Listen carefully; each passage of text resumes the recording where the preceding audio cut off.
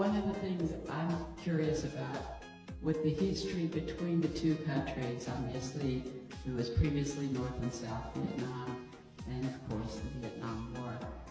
What has that done from both the community of the university and from the students? Are they aware of that history, and how has it influenced your board's interaction with the university? Yeah, I think wonderful questions, because that's exactly what we want to offer to our students. History, it was taught in Vietnam that there is only one story of history.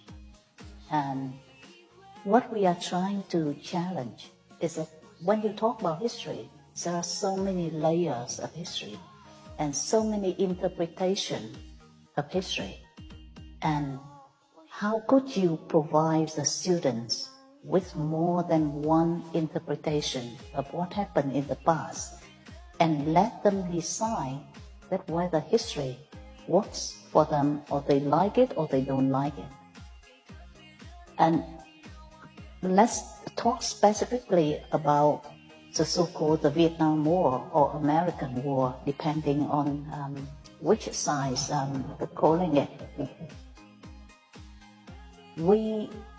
So in one of our history course, I think the history professor showed one episode of the Ken Burns Vietnam War.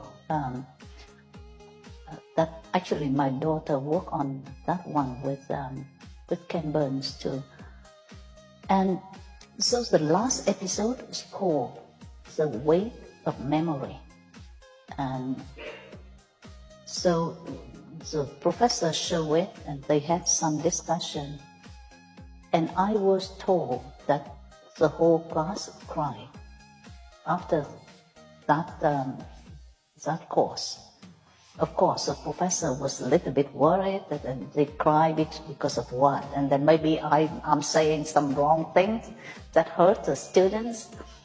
So I went to the student and asked them that, why were you so emotional? Because you were millennial, you were born in the year 2000. You didn't know much about the war. You learned about it at school, but then you learned, I think, one interpretation of the war, and what basically make you so touched and moved that you cry. And they told me that we never thought that the Americans suffered so much, because we thought that only the Vietnamese suffer. And until we realized that, and then that become, I think, it is an awakening moment for many of the students who for 12 years at school, they learn only one interpretation of history. And I think that that's exactly what we want for the so-called liberal arts education. You need to see things from different lands, and especially in history. And now about, I think, the board and then our students. One thing which is good, and if any of you, I think your chairman have traveled to our country so many times. Do you know that, I think, Pew organization did some survey in Vietnam, I think around the time that President Obama visited Vietnam, and 82% of the Vietnamese have a favorable opinion of American, only second to the US.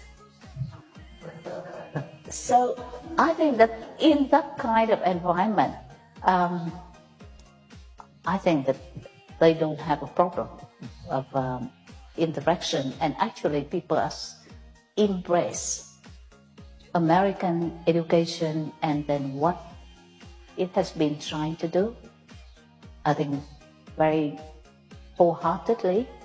Now, of course, I think that we also need to be a little bit selective of of not trying to embrace everything wholesale, right? But yes, they just love it.